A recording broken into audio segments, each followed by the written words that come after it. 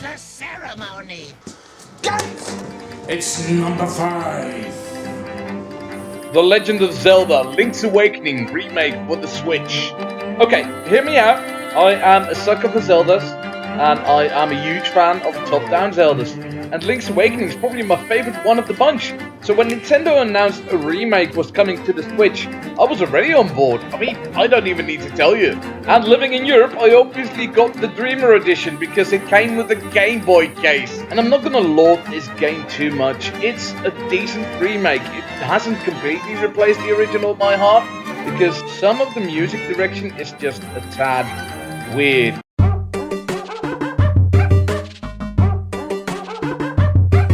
But it's an adequate remake. It's a good enough remake. It's like, if I have to replay the Link's Awakening now, I'll probably pop this one in before I would get the original Game Boy version. They tweaked a few things here and there, like certain items are now on other buttons instead of just the 2-button mechanic, which I kind of missed because it forced you to be creative sometimes?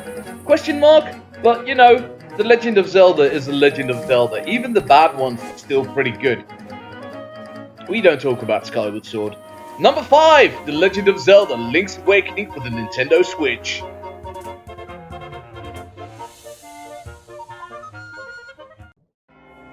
Cushion number 4, please.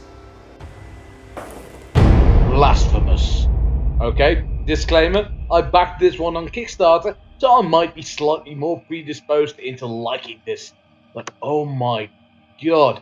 This is made by The Game Kitchen, a studio based in Spain that's also responsible for the excellent atmospheric point-and-click The Last Door. Blasphemous is about a world of pain. Everybody's either in pain or they want to be in pain. Deriving the origins of most of the creatures and the beings in this, they're still mostly humanoid in a weird, twisted fashion, but they all have their faces in medieval and gothic paintings. It's all just so fantastic. Look up the official art if you want to sometimes. It's just wonderfully disturbing imagery.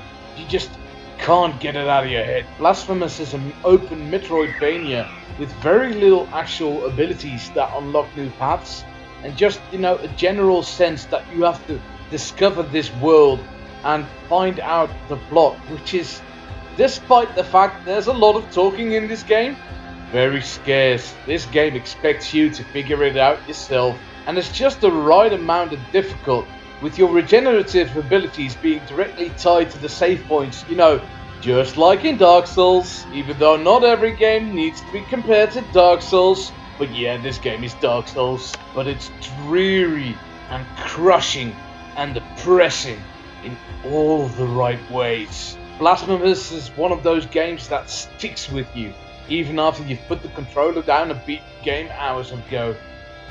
I can do nothing but recommend this game to you. Number 4, Blasphemous.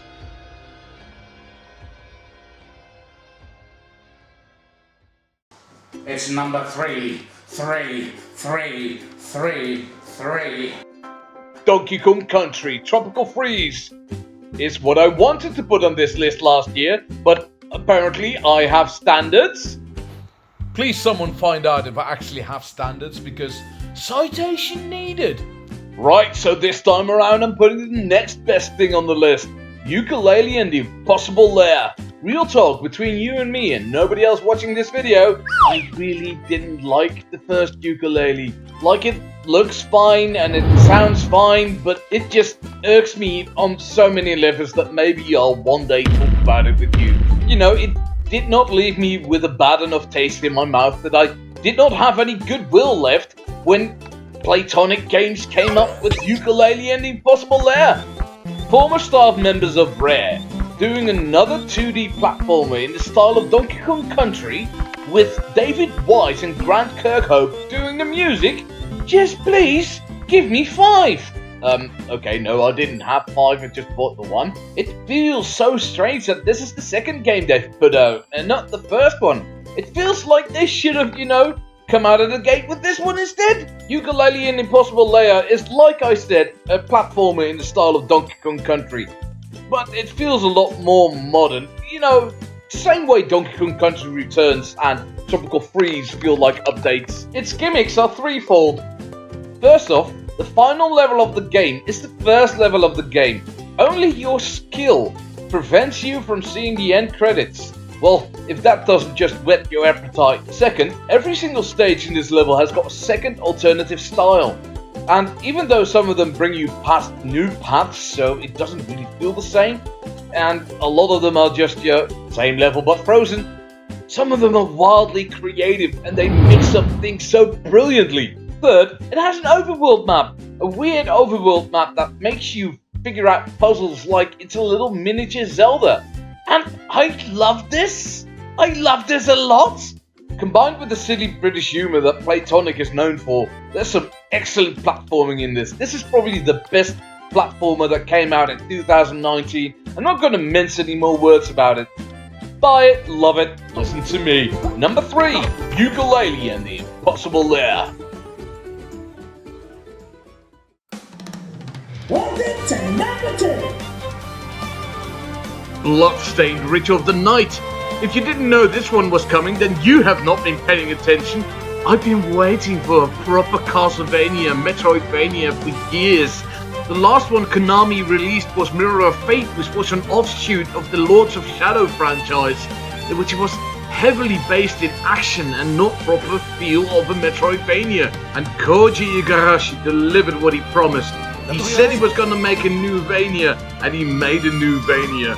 Simultaneously new and old, Bloodstained Ritual of the Night feels like coming back to your hometown after 5 years of not having lived there, and to see that the diner that you used to love is still there, and the burgers taste just as good. By virtue of this being a new franchise, Koji Igarashi managed to do new things that I wouldn't be able to do within the confines of the regular Castlevania series. Even though the shard system the game revolves around is basically the soul system from the Castlevania Aria and Dawn of Sorrows, which Portals of Ruin and Order Ecclesia also basically lifted from. It gives the game familiarity without actually being able to use set pieces that we know and love from the old series. The characters, even though they're archetypes, are great. I mean, you got Solid Snake as a Japanese swordsman with an artificial arm. Wait, hang on, that sounds very familiar. And like I said, because everything feels so familiar, the plot itself has more liberties, like when... Nope. No spoilers! And even though for some weird reason Curse of the Moon is not canon with this game, it's like the second game in this franchise. How can it not be canon? Why would you have a 2-game franchise and have one game not be canon? But I digress. Bloodstained did exactly what it set out to do. It wanted to create a new Metroidvania, and it delivered. And you know what? When Koji Igarashi makes a trailer about how he's gonna prove everybody wrong, and then he proves everybody wrong, and then people complain about how the game does not look that good, and then they put out a new trailer where they improved the visuals because they were not happy with the fact that people weren't happy. You know, yeah, take that.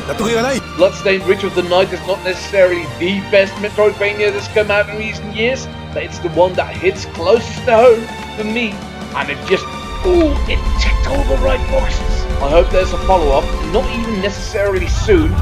I just want to see more of this universe. Come on, give me. Number 2, Bloodstained Ritual of the Night.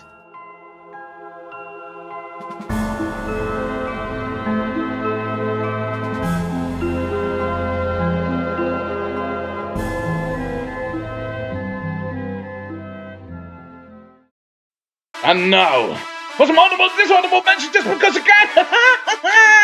Pokemon Sword and Shield. Lay off the hate, this game delivers a far better single player experience than X and Y at the very least.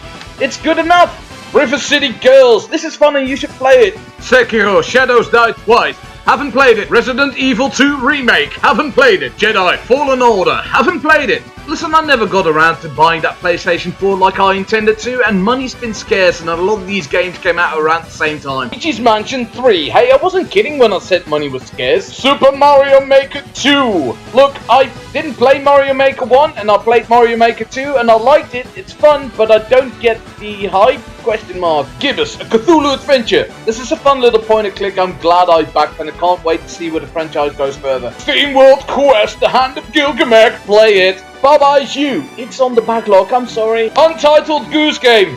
Honk. Damn, 2019 was a good year for games, so I missed out on a lot. Anyway, here is number 1. Yes, number 1.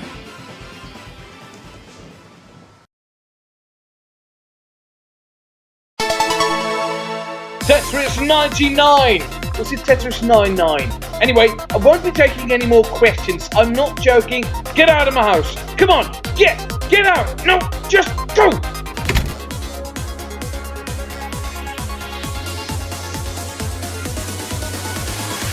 I've never been really much into first-person shooters, so the entire arena thing, starting with Counter-Strike and things like that, deathmatches, all went past me. So winner, chicken dinner, PUBG, Fortnite, Apex Legends, all these kinds of things, they just go past me and I don't care about them. And then Nintendo, of all people, make this massive multiplayer online competitive game based around Tetris. Remember last year when I said I was old? Well, this year I am older. I had a Game Boy, the original Game Boy, at launch. And like everybody who had a Game Boy at launch, I had Tetris on it. Tetris is a game that just hooks into you, and you just can't stop playing it. It's just that simple, but brilliant. Timeless. Tetris is timeless. But I was just a young one back then, and I'd all but forgotten how much I was into it until I got Tetris DS for the Nintendo DS. I love this game. I love every iteration of this game. And now you give me one that's free to play online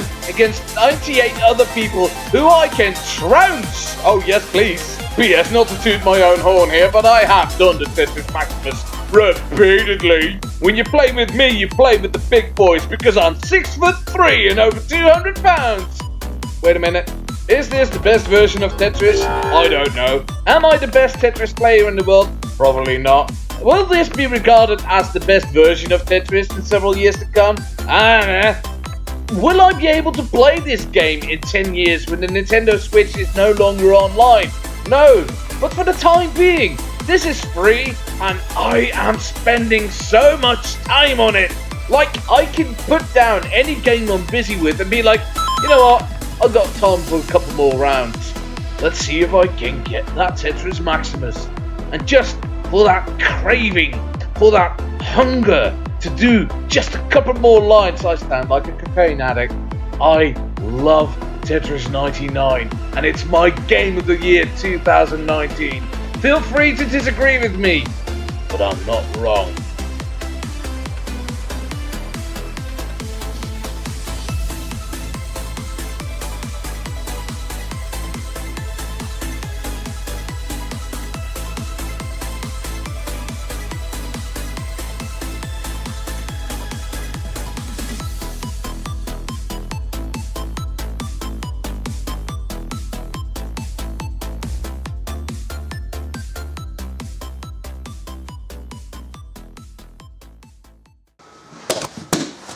Wow, those were sure video games.